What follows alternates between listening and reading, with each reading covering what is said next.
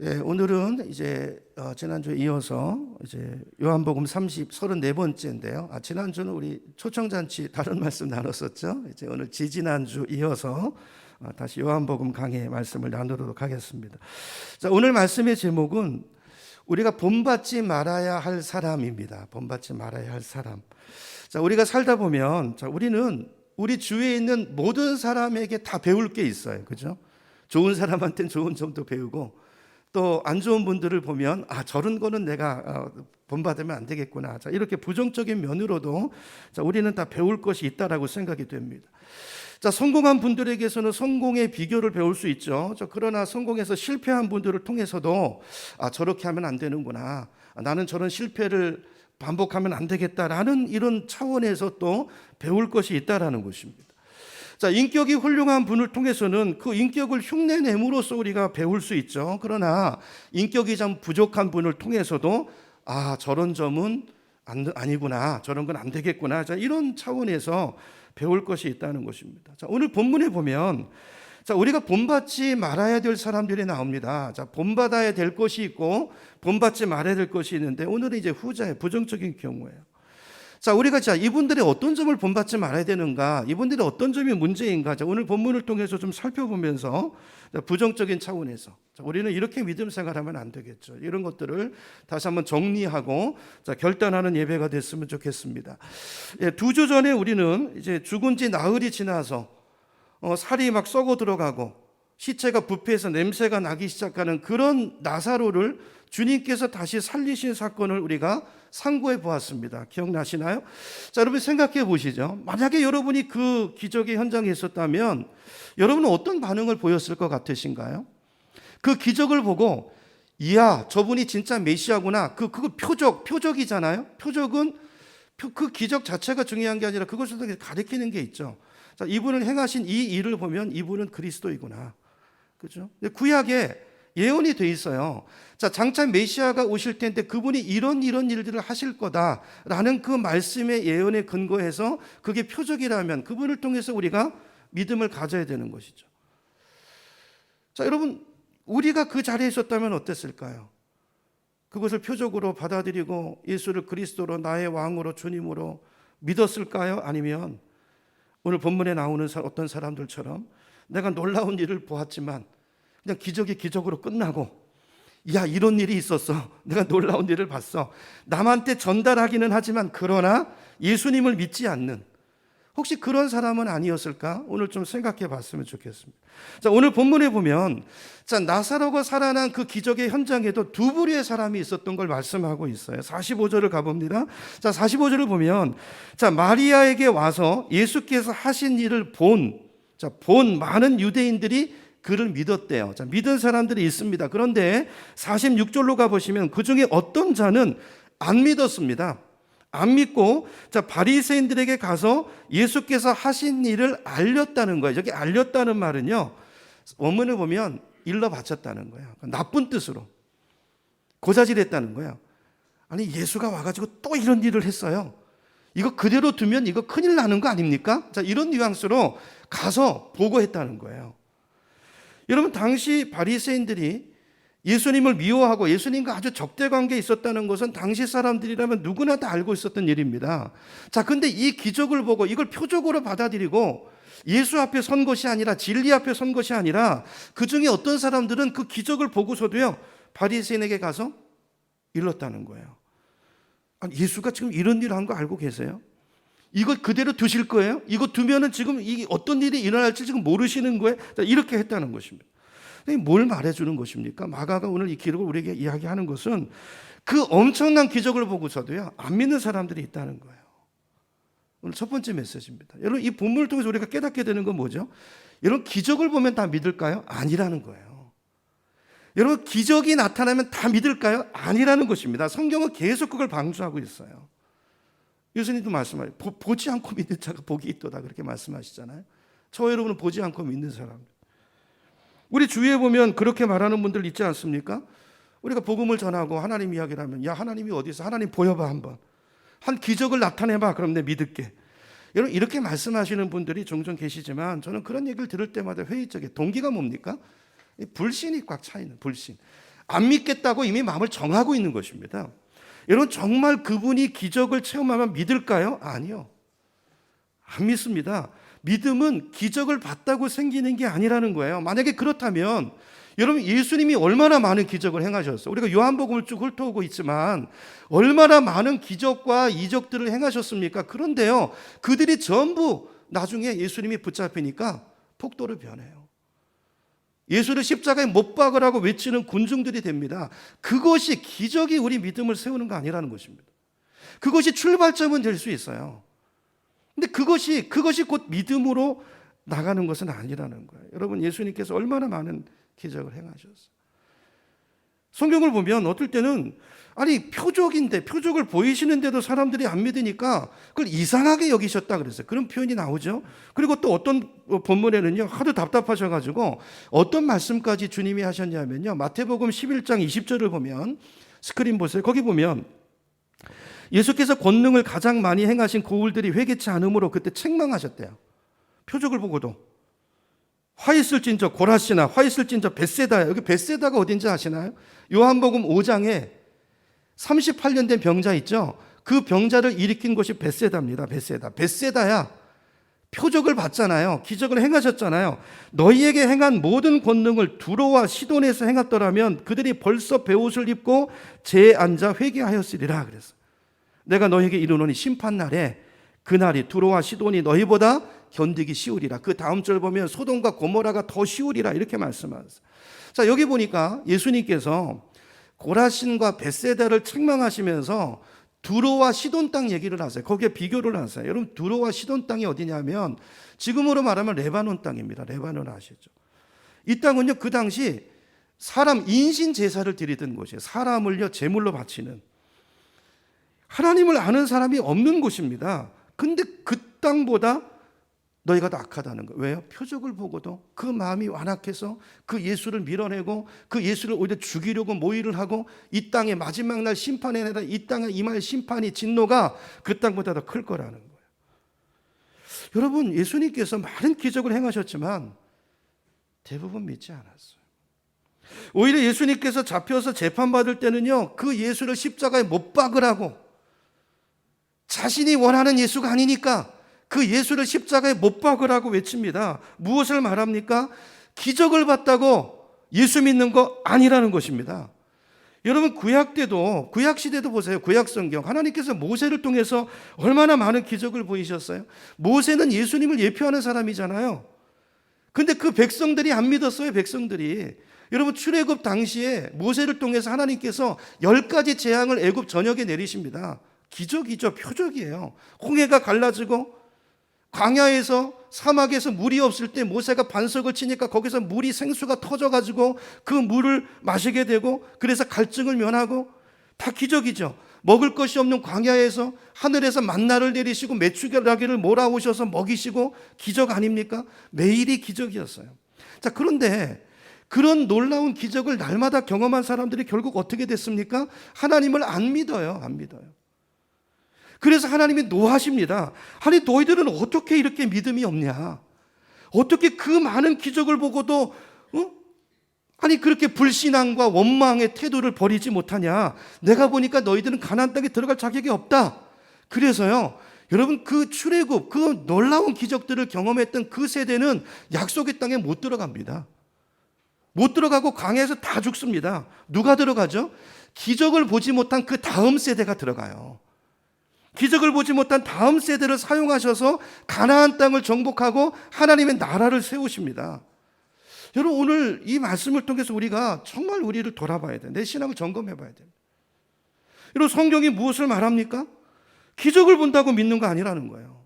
기적을 주십니다. 자, 그런데 그게 시발점이 돼서 그 믿음이요, 여러분, 믿음은 지정의 요소가 다 있는 거예요. 감정만이 아니라 이걸 봤으면 여러분, 우리가 이성으로 생각해야 돼. 이게 뭔가? 이분을 행하시는 이분이 누군가? 지정의, 그리고 의지입니다. 의지. 여러분, 사랑도 감정이 아니에요. 감정으로 시작하지만 스파크가 일지만 그 스파크가 계속하는 거예요. 그 다음부터는 사랑은요, 이제 서로 알아가는 거예요. 부부 서로 알아가는 것입니다. 그 사람의 장점을 알고 단점을 알고, 전에는 장점만 봤지만 단점도 보고, 그리고 사랑은 품는 것이 의지입니다. 그다음 의지. 하나님과의 관계도 믿음도요. 이런 의지, 하나님과의 관계, 그분을 신뢰하는 거예요. 우리는 기적을 믿는 게 아니라 기적을 주신 그분을 바라보는 것입니다. 그 기적은 기적을 모르면 그분이 누군지 모르잖아요. 기적이 없으면. 그래서 기적이 표적인 거예요. 표적. 그 기적을 보고 예수를 보라는 거예요. 그분이 누구인지를 알라는 거예요. 그리고 그분을 신뢰하는 그 자리로 가야지 기적만 바라보고 있으면 그것이 구원 얻는 믿음이 안 된다는 거예요. 로마서에 보면 믿음으로 믿음에 이르게 한다고 말씀이 있잖아요. 이 기적을 믿는 믿음이 자라야 되는 것입니다. 그분을 향한 믿음으로 자라는 저 여러분이 되기를 축복합니다. 여러분, 그래서 혹시 우리 가운데서 하나님 내게 기적을 보여주세요. 그럼 내 믿을게요. 이렇게 생각하는 분이 있다면 새로운 기적을 기대하지 마시고 이미 주신 기적, 거기에 기초해서 여러분의 믿음을 세워가시기를 축복합니다. 여러분, 성경은 역사책입니다. 아시나요? 성경이 역사라는 걸 아시나요? 실제 있었던 일이라는 거예요. 이게 신화가 아닙니다. 소설책이 아닙니다. 역사입니다. 역사. 그 당시에 이 기적이 실제로 일어났고 그걸 경험했던 사람들이 기록한 책이에요. 그 당시에는 이걸 여러분, 그 당시에 한번 생각해 보세요. 그 있지도 않았던 일을 쓰면 그게 지금까지 이렇게 생명력 있는 책으로 내려올 수 있겠는가? 실제입니다. 예수님의 죽으심과 부활을 비롯한 성경에 기록되는 수많은 기적들은 전부 역사적인 사실이에요. 사실. 수많은 사람들이 그 당시 예수님의 부활을 목격했습니다.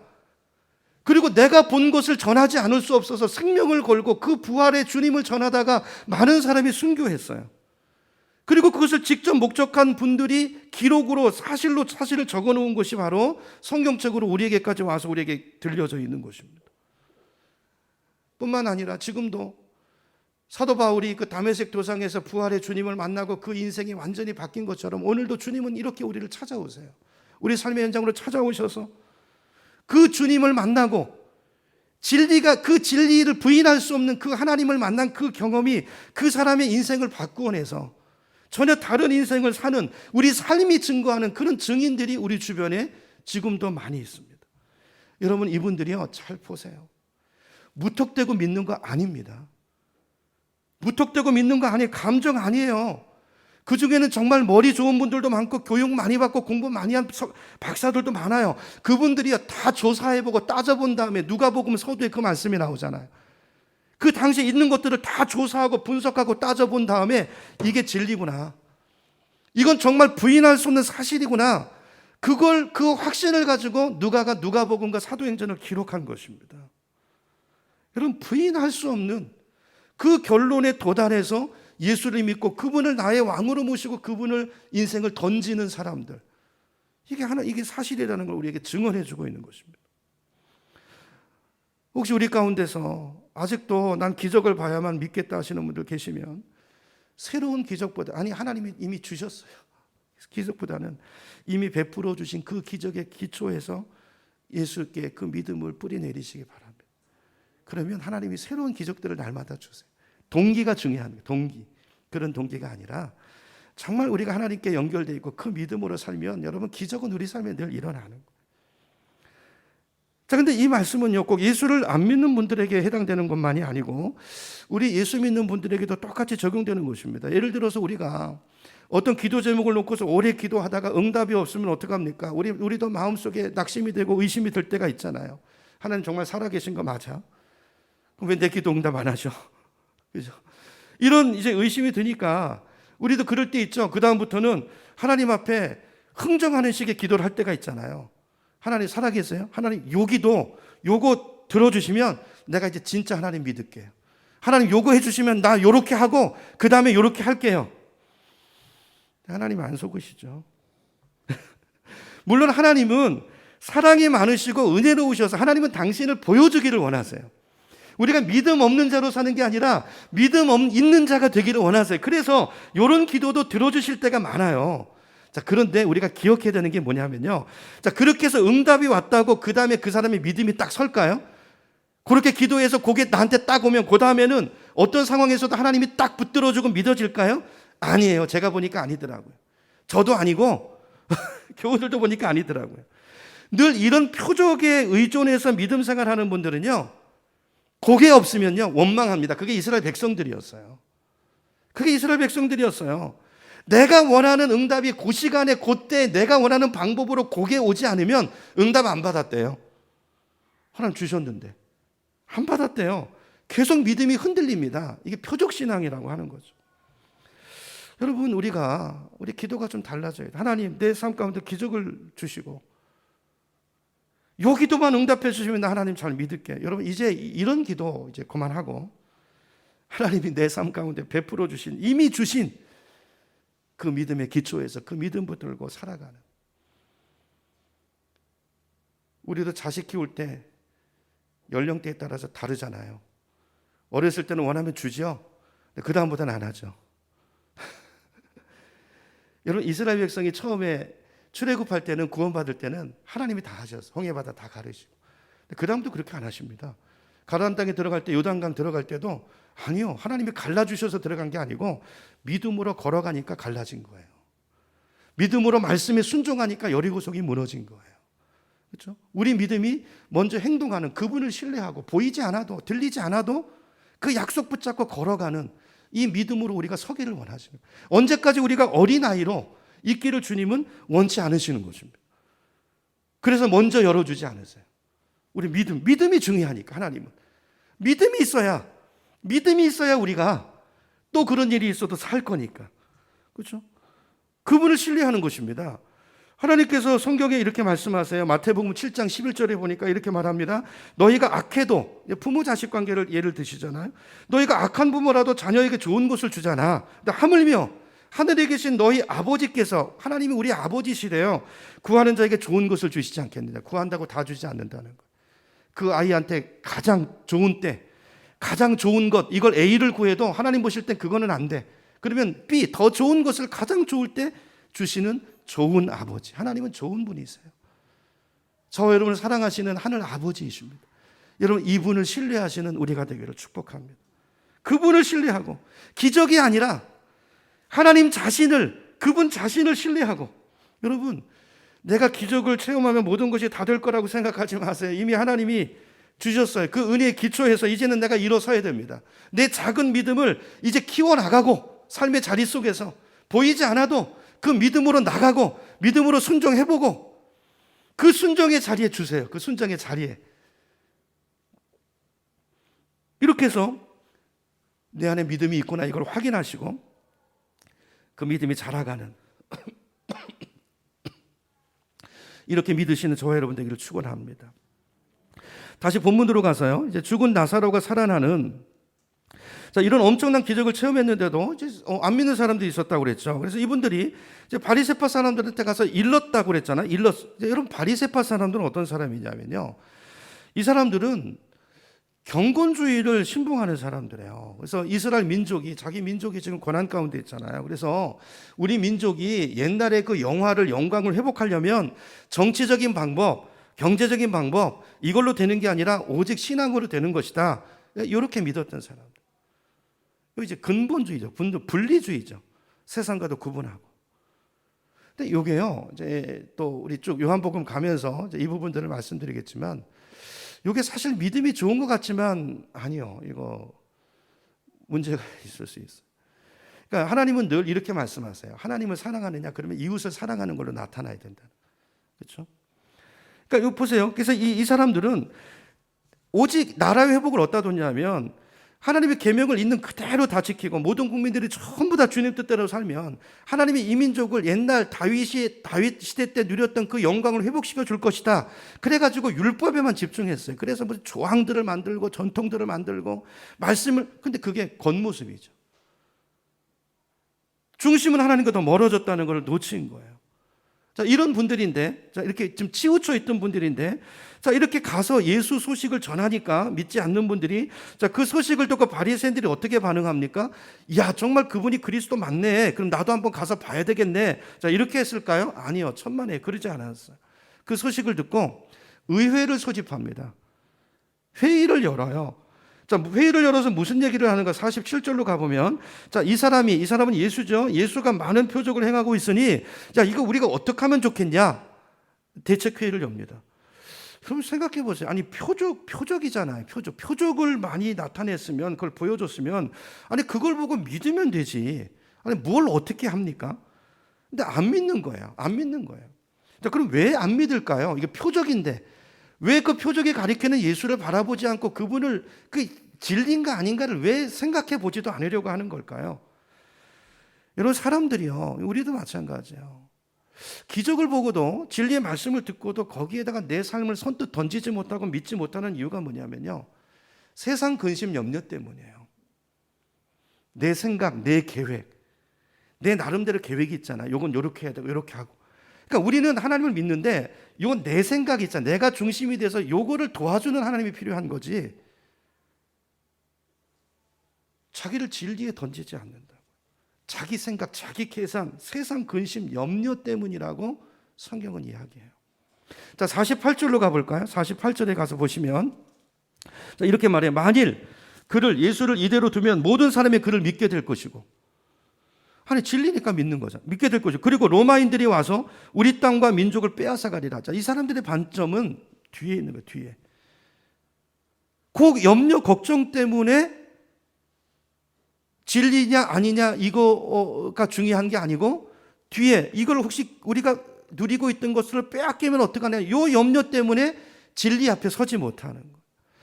여러분 아시는 것처럼 그 당시 유대는 로마 지배 아래 있을 때잖아요. 근데 로마 정부가 유대인 사람들한테는 굉장히 관용했습니다. 처음에는 관용했어요. 관대했어요. 아주 많은 자치권을 인정해 줬어요. 그래서 어느 정도 정치적인 자유도 있었고요, 유대 땅에. 특별히 이 종교적인 자유는 아주 많이 보장을 해줬어요.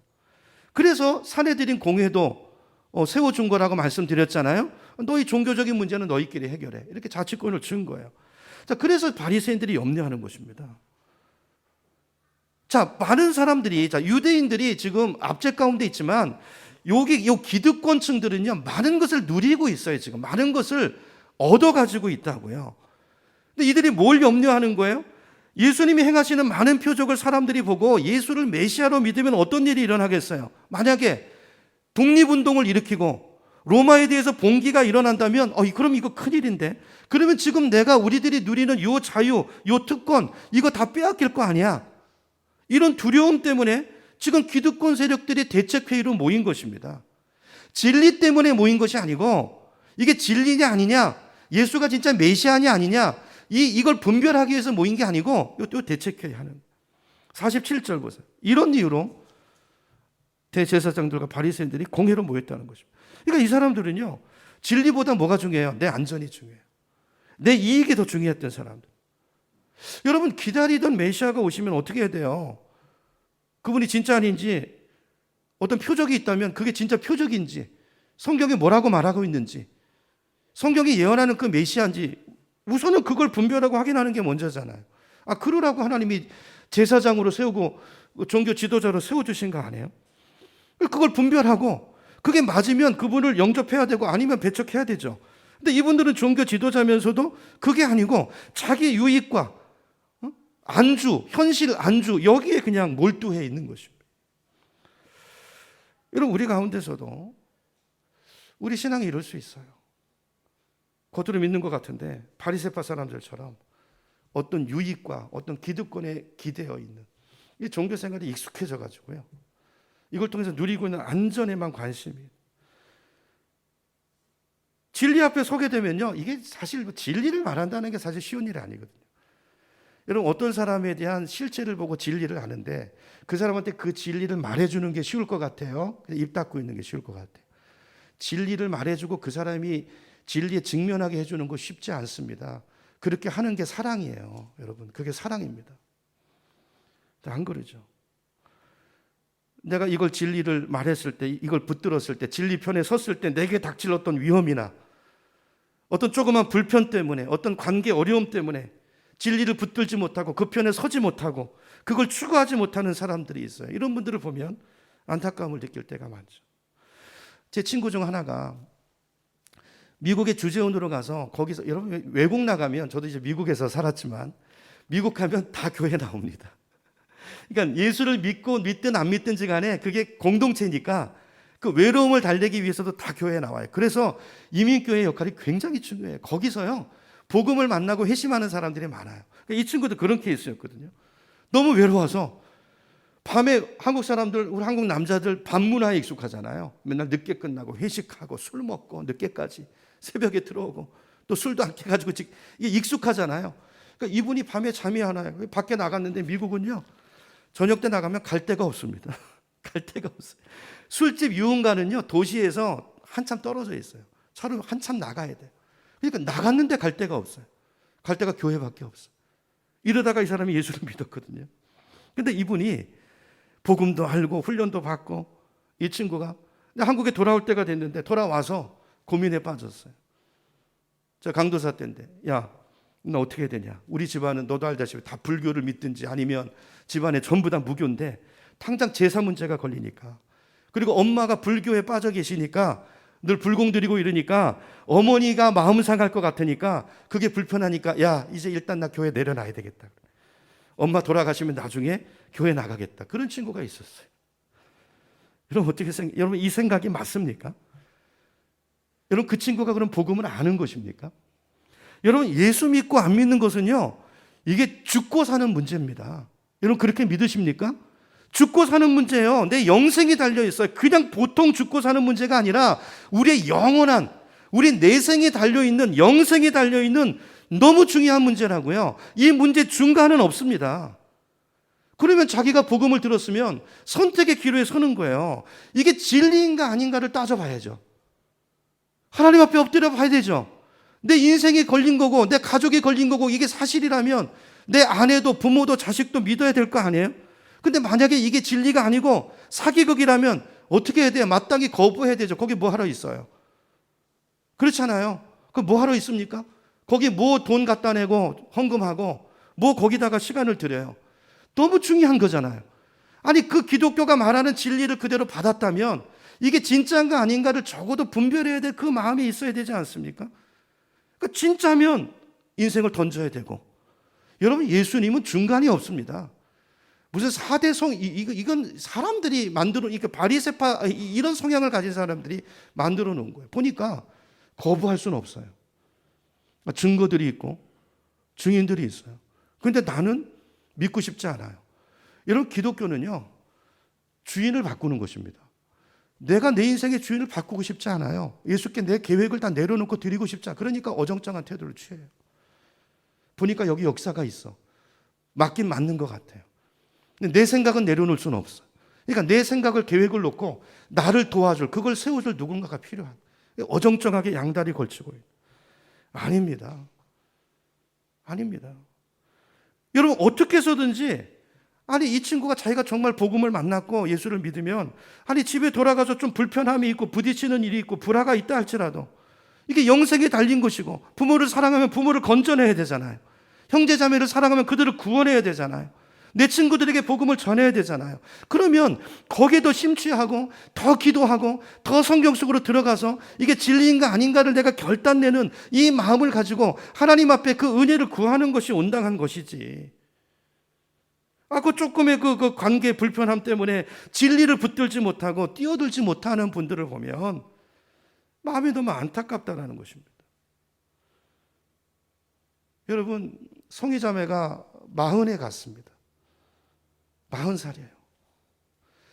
조방에서 어떨 땐 일주일에 4일씩 공부했어요. 성경 공부를 요한번 같이 공부했는데, 그때 너무 많은 이야기들, 너무 많은 계획들, 비전들을 나눴는데 제가 장례식장에 가서 그 이야기들 다 떠올려서 지는 거예요. 제가 그 아이한테 했던 이야기들, 손을 얹고 축복했던 기도들.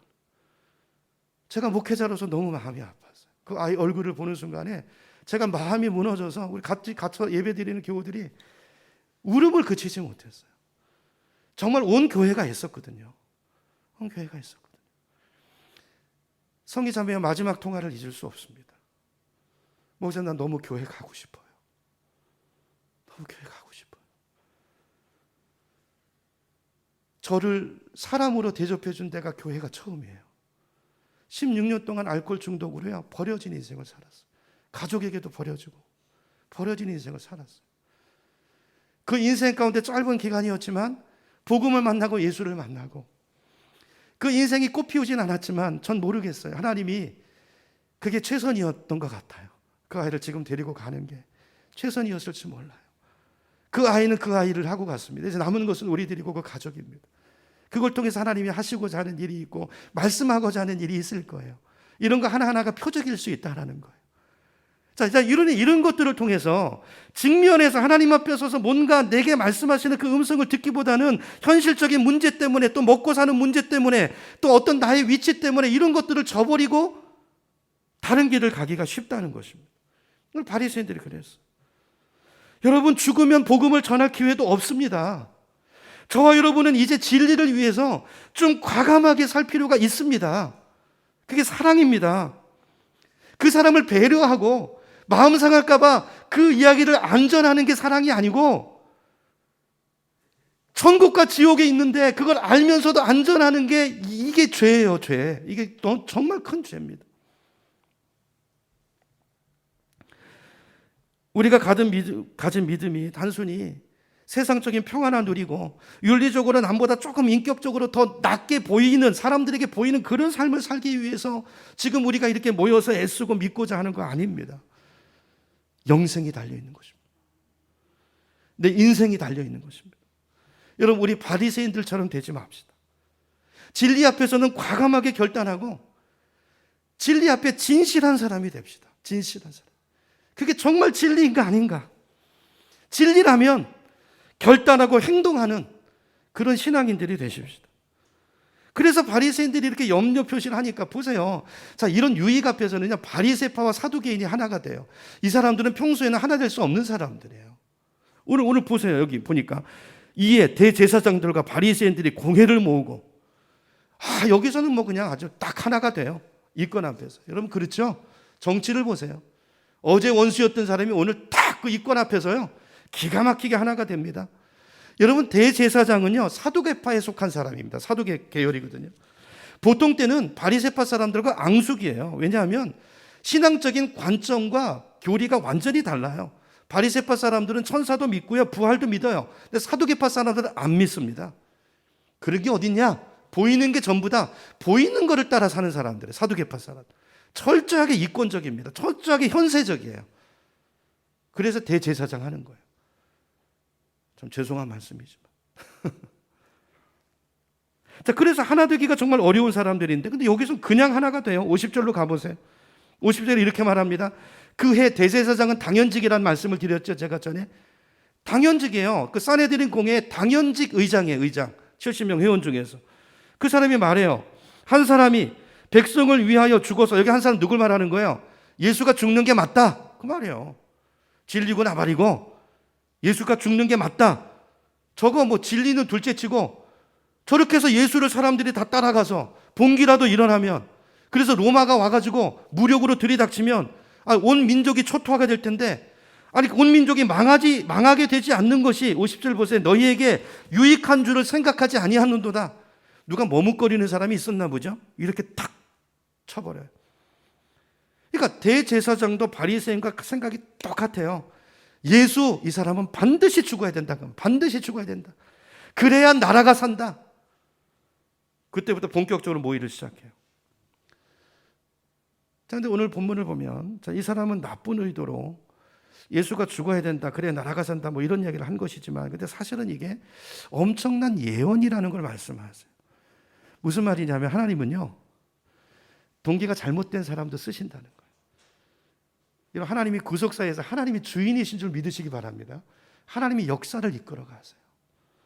저런 악한 놈이 저 자리에 왜 있나? 아니요, 그 사람을 쓰시는 거예요. 하나님의 뜻을 이루기 위해서. 자, 보면, 자, 우리 이렇게 생각할 수 있잖아요. 자, 이게 예언이래요. 자, 이 말이. 자, 구약의 예언을 성취하는 걸 다시 확인하기 위해서 성령이 이 사람을 사용해서 그 말을 이야기하게 하신 거라는 게, 증거로 삼기 위해서. 여러분, 우리는 이렇게 생각하죠. 아니, 어떻게 저렇게 부패하고 더러운 사람이 이런 엄청난 하나님의 말씀을 예언할 수 있는가? 근데 51절에 답이 있어요. 51절에 그해 대제사장이기 때문이래.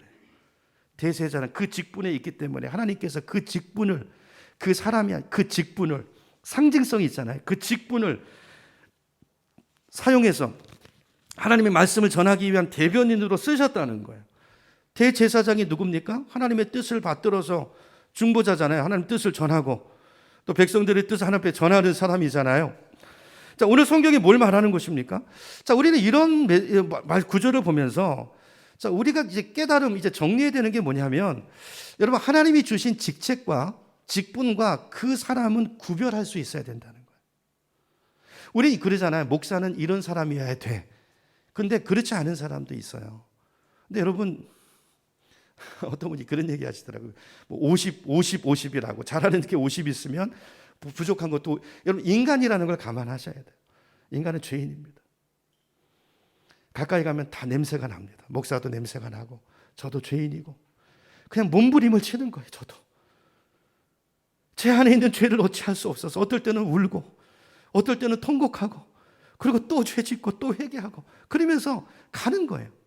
여러분, 제가 의인이라서 이 자리에 부름받은 게 아니고, 제가 여러분보다 좀 나아서 하나님이 이 자리에 부르신 게 아니고, 어떤 점을 쓰시기 위해서 부르신 거예요.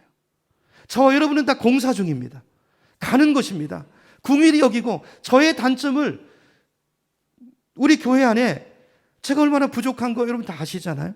누군가가 지탱해주고 누군가가 도와줘서 제가 여기 서 있는 거예요. 우리는 서로 이렇게 가는 사람들이라는 거예요. 근데 우리는 어떻게 생각하냐면 이렇게 생각해요. 목사는 이래야 된다고 생각해요. 자, 그러면 어떤 어려움에 빠지냐면요. 여러분, 목사라든가 설교자의 삶 가운데 어떤 부정적인 면이나 실망적인 면을 보게 되면 그런 점은 반드시 있거든요. 그러면 그 다음부터는 그분의 설교가 귀에 들리지 않습니다. 그럼 어떻게 될까요? 설교가 귀에 안 들어오니까 몸은 와 있어도 정신은 딴 데 가 있고, 그러니까 그 다음에 그 사람이 영적으로 메말라가요. 이러면 안 된다는 것입니다. 이게 도저히 안 되는 문제라면, 이게 죽고 사는 문제니까 차라리 교회로 옮기시는 게 나아요. 제가 우리 교인들한테 얘기하는 거 아닙니다. 이게 심각하게 생각하셔야 된다는 문제예요. 왜냐면 내가 살아야 되니까. 그래서 우리가 기억해야 되는 것은 우선 이걸 좀 정리할 필요가, 직책과 사람을 구별해야 돼요. 저도 좀 불쌍히 여겨주십시오. 여지를 주십시오. 실수합니다. 제가 잘못하면 잘못했다고 말씀드릴게요. 구별해야 돼요. 물론 쉬운 일은 아니지만, 오늘 본문을 보면 정치적으로 이렇게 부패하고 나쁜 동기를 가진 이 바야바라는 사람을 통해서 하나님은 그 사람의 입술을 통해서 하나님의 놀라운, 지금 이 대목에서 놀라운 예언의 말씀을 담아서 선포하세요. 인격적으로는 좀 부족하고 모자라지만, 너무 부패했지만, 동기가 순수하지 못한 자이지만, 그 직책에 그 해에 당연직이고 그 사람이기 때문에 하나님이 전하고 싶은 메시지를 담아서 주시는 거예요. 여러분, 지금도 오늘도 하나님이 이렇게 하실 수 있다는 것을 여러분 염두에 두시기 바랍니다. 염두에 두셔야 돼요. 그러지 않고 우리가 말씀 전하는 사람과 말씀을 혼돈할 것 같으면 우리 신앙생활에 엄청난 지장이 옵니다. 여러분, 인격적으로 실망되는 사람한테 말씀을 듣는 거, 양육을 받는 거 쉽지 않지만 하나님께서는 그 지기와 사람을 구별하신다는 것을 꼭 기억하시고, 그래서 예수님께서도 마태복음 23장 3절에 이런 얘기를 주셨어요. 이 바리새파 사람들, 그 다음에 서기관들, 율법학자들, 이런 사람들을 신랄하게 비난하시면서 제자들에게 이렇게 말씀합니다. 그러므로 율법학자들과 바리새인들이 너에게 말하는 것은, 구분하시는 거죠. 너 구분해야 된다. 말하는 것은 무엇이든지 다 실행해라. 왜냐하면 그 누가 말씀하는 거예요? 하나님의 말씀이니까. 아니, 하나님의 말씀이 아니라면 그거 들으실 필요도 없어요. 근데 하나님의 말씀을 전하는 거라면 구분하라는 거예요. 그죠? 무엇이든지 말씀이니까 실행하고 지켜라. 그러나 그들이 행동하는 것은 본받지 말라. 이게 예수님의 말씀이었어요. 오늘 저와 여러분이 이 기준을 가지기를 축복합니다. 그럼 그 목사는 어떻게 할 건가? 그건 하나님 소관이에요. 그분과 하나님과의 관계. 무서운 심판이 예고되어 있습니다. 그렇게 이 자리에 서 있고 그렇게 목사 노릇하고 선지자 노릇하는 자들에게 하나님께서 무서운 심판이 예고되어 있어요. 그렇죠? 그거는 하나님의 소관이니까 여러분, 내 신앙의 유익을 위해서 잘 구분하고 지혜롭게 판단하시는 우리가 됐으면 좋겠습니다. 자, 이렇게 바리새파 사람들과 이제 사두개파 사람들이 이렇게 딱 마음이 뭉쳤어요. 자, 그래서 이제 주사위는 던져진 것입니다. 딱 정해졌잖아요. 예수가 죽어야 우리가 산다, 유익이 있다, 정해졌죠. 이제 뭐만 남았습니까? 언제 어떻게 죽이느냐만 남은 거예요. 자, 이제 요한복음 여기서부터는 그걸 향해서 갑니다. 언제 어떻게 예수를 올가면서 죽이느냐, 이렇게 가요. 그래서 예수님께서 이 말씀을 들으시고 오늘 본문에 보니까 또 마을로, 고을로 피신을 하시죠. 예수님 왜 피하셨을까요? 예수님이 죽음이 두려워서 그러신 것은 아니죠. 예수님은 죽으시려고 오신 거잖아요. 십자가에 죽어서 그래야 우리가 살기 때문에 그 대속물 어린 양이 되기 위해서 이 땅에 오신 거잖아요. 그런데 왜 피하신 것입니까? 여러분, 요한은 계속 때를 이야기합니다. 지금은 죽을 때가 아니야. 아직 하셔야 될 일이 남아있어요. 주님은요, 죽어야 될 때를 아시고 살아야 될 때를 아셨어요. 도전해야 될 때를 아셨고, 피할 때를 아셨고, 싸워야 될 때를 아셨고, 화목해야 될 때를 아셨고, 격려해야 될 때를 아셨고, 꾸중해야 될 때를 아셨던 그분이 우리 주님이심을 기억하시기 바랍니다. 주님의 때가 있습니다. 그래서 아직 때가 되지 않았기 때문에 주님 피하신 거예요. 그럼 예수님이 기다리는 때는 언제입니까? 6월절이에요. 6월절. 왜냐하면 6월절 양으로 오셨기 때문에 6월절 그 전에 돌아가실 수 없죠. 그래서 55절에 보면 이제 6월절 광경이 나와요. 이제 이 말씀은 다음 주일에 살펴볼 건데요. 많은 사람들이 6월절이 되니까 예루살렘에 모입니다. 6월절이 되면 예루살렘 인구가 몇 명이 되냐면요, 300만 명까지 됐대요. 대단하죠. 그 당시에 300만. 수많은 사람들. 자, 그렇게 모여든 수많은 사람들 관심사가 누굴까요? 예수님이에요. 예루살렘에 예수님이 이슈가 돼 있어요. 예수님 이슈. 그 행하신 일, 공회가 모였고요, 죽이기를 결정을 했고요. 자, 이런 상황 속에서 예수가 과연 올 것인가? 사람들의 관심이 여기 초점이 맞춰져 있어요. 분위기가 아주 긴장된 팽팽한 분위기예요. 자, 이런 분위기 가운데서 이제 다음 주에 볼 12장부터는 주님께서 죽음을 향해서 가십니다. 잠깐 피하셨다가 기도하시고 죽음을 향해서 걸어가서, 이런 설교를 마치면서 제가 드렸던 말씀에 다시 한번 우리 같이 생각하고 정리하기를 원하는 말씀이 포인트가 있습니다. 여러분, 오늘 여기 나오는 바리새파 사람들과 사두개파 사람들은 왜 엄청난 표적을 보고서도 그분을 믿는 것이 아니라, 그분을 영접한 것이 아니라 오히려 그분을 죽이기로 결정한 것입니까? 자기 생각, 세상 염려, 탐욕, 욕심. 여러분, 이걸 죽여야 됩니다. 혹시 나라가 망하지 않을까 하는 두려움 때문에. 여러분, 우리 성경이 말해주고 있는 게 뭐냐면, 그래서 여러분, 우리도 그럴 수 있어요. 지금 내 걱정 때문에, 내 판단 때문에, 그래서 진리를 거부하면, 여러분, 그래서 나라가 안 망했습니까? 역사가 말해주세요. 이스라엘 나라가 안 망했습니까? 그래서 나라가 살기 위해서 예수를 십자가에 못 박자 결의하고 예수를 죽였는데, 그래서 나라가 살았습니까? 아니죠. 천만의 말씀이죠. 예수님을 못 박고 나서요, 채 40년이 되지 않아서 로마 장군 디도가 안 망하려고 그래서 예수를 못 박았는데, 못 박았더니 오히려 그 로마 장군 디도가 쳐들어와 가지고 군사를 이끌고 와 가지고요, 이스라엘을 쑥대밭을 만들어 버립니다. 심지어 성전은 돌 위에 돌 하나도 남지 않을 정도로 완전히 파괴가 되고요, 예루살렘 땅은요, 사람이 살 수도 없고 농사도 지을 수 없는 완전히 황폐한 곳으로 쑥대밭을 만들어 버렸어요. 여러분, 이스라엘 백성들은 그 민족의 역사가 환란의 역사였지만, 그러나 이제까지 역사 가운데 이랬던 적은 한 번도 없어요. 온 백성이 뿔뿔이 흩어집니다. 여러분, 하나님의 아들을 십자가에 못 박고 무사할 수가 있습니까? 여러분, 이게 진리를 거부한 내 육신 때문에, 잠깐의 내 어떤 그 불편함 때문에 진리를 거부한 자가 맞는 종국이라는 것을 오늘 성경이 우리에게 가르쳐주고 있어요. 이스라엘 백성들이 몰랐던 것이 무엇입니까? 그렇게 보잘것없던 그 작은 민족이, 많은 강대국이 일어났다 망하고 그 역사 과정 가운데서도 지금까지 역사의 명맥을 이루어왔던 것이 누구 때문에? 하나님의 도움 때문이잖아요.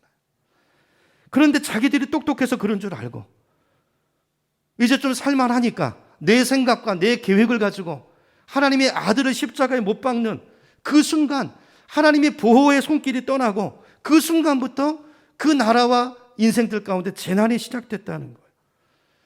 여러분, 이거 기억해야 됩니다. 오늘 우리가 살고 있는 것은 이 세상에 죄가 관영함에도 불구하고 하나님의 은혜의 손이 우리를 붙들고 있는 것입니다. 그 은혜의 손이 궁일이 거두어지면 여러분, 재난이 시작이 되는 것입니다. 여러분, 오늘 우리가 이 말씀을 결론적으로 우리 결단으로 삼았으면 좋겠어요. 진리를 타협하시면 안 됩니다. 하나님의 뜻에 어긋나는 걸 알면서도 우리가 세상을 쫓아갈 때가 있잖아요. 어떤 판단의 순간에서 우리가 잠깐 유익을 선택할 때가 있잖아요. 그러시면 안 돼요. 나라를 살리기 위해서 하나님께 순종하지 않았던 이스라엘 백성들이 겪었던 이 고난은 우리에게도 여전히 닥칠 수 있는 위험이에요.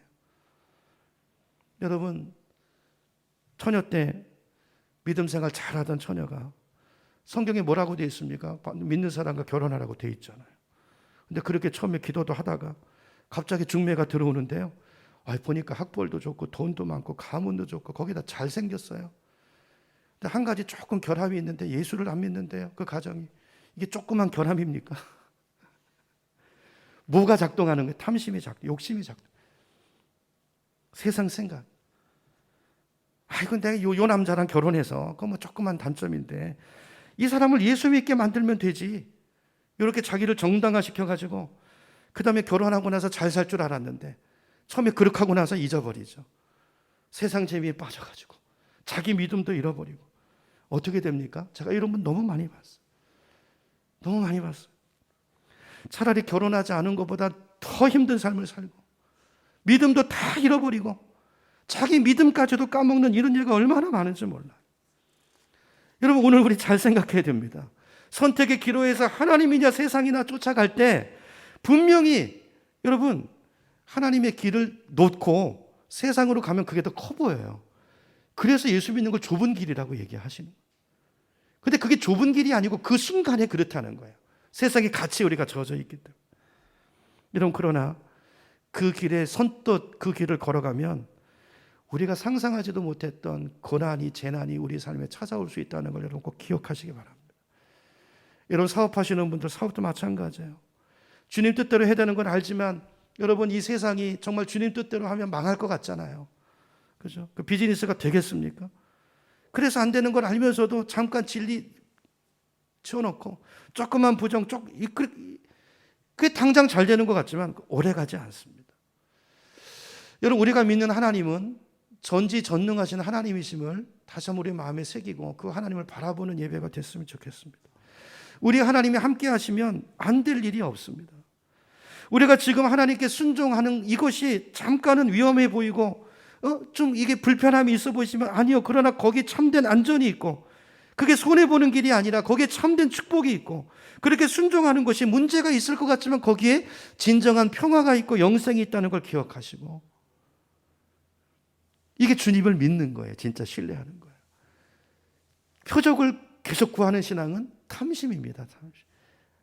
그렇죠? 하나님은 좋은 하나님, 그분을 신뢰하기 때문에 내가 원하는 게 오지 않아도 그분은 좋은 거를 주신 거야. 이렇게 신뢰하다 가면 그 길이 밝게 보이고 그 안에서 진리를 발견하게 되고 그 안에서 진짜 기뻐하는 우리 삶이 되게 되는 것입니다. 이런 신앙의 길로 한 주간도 이 믿음으로 여러분 선택의 자리에서 믿음의 선택하십시오. 진리를 따라서 이렇게 승리하고 그 주님의 평안, 그 주님의 행복, 이야 이게 진짜 하나님 은혜구나. 내가 이런 간증이 있는 우리의 삶이 되기를 예수님의 이름으로 축원합니다. 시편 144편 2절을 제가 읽고 마칠게요. 다른 번역인데요. 주님은 나의 산성이시오며 나의 산성, 나의 구원자, 나의 방패, 나의 피난처. 이 고백을 가지고 오늘 이 찬양 부를 텐데요. 하나님, 주님께 난 주님을 따르겠습니다. 타협하지 않겠습니다. 바리새인들처럼 살지 않겠습니다. 자, 이 결단을 가지고 우리 찬양하고 우리 기도하겠습니다.